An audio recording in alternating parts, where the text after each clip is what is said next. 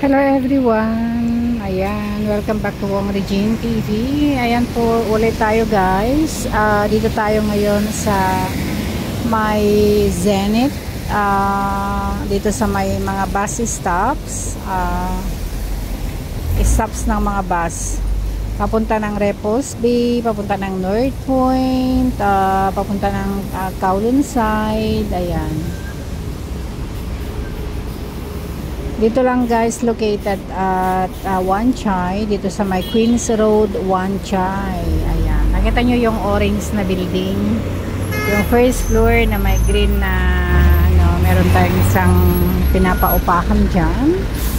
And ayun, yung etong building na yan, yung may circle-circle sa taas. Doon tayo nag-work, yung sa ating last na office work. Ayan. Yung last year ko dyan is 2018. Matagal-tagal na pala. Yung sila ay kami tinanggal. Redundancy. Yung yung kinap talaga yung department namin. So, ayun. And here, ayan, ito yung mga makulay na building dito sa Wan Chai. Kung sasabihin mo Blue House, alam nila. Ayan. And dito guys, maraming nakapila. Kasi galing sila ng market. At may mga iba naman ay may magsusunda ng mga bata. At yung iba naman ay pupunta sa peak. Pero hindi siguro masyadong marami guys ang pupunta ng peak dahil ngayon ay maulan.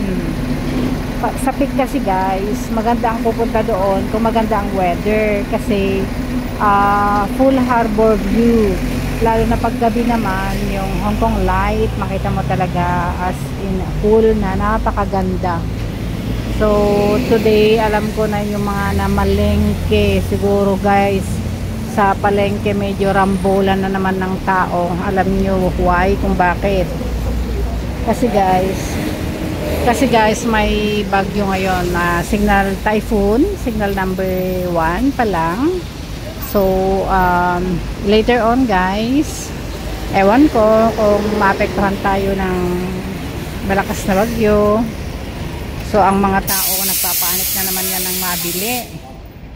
So ayan guys, tayo ay sasakay na ng bus number 15. Hopefully meron tayong maupuan kasi eto thunder. Yun, meron guys. Kaya salamat naman. May maupuan guys tayo. Ayan. So dito comforty. Ayan, meron tayong maupuan guys. So very good naman kasi nakapagod tayo sa paglakad kanina. Ayan, ito yung bus number 15 kung kayo ay pupunta ng peak to explore. Ayan.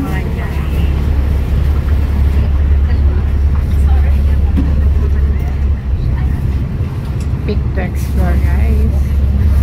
Ayan.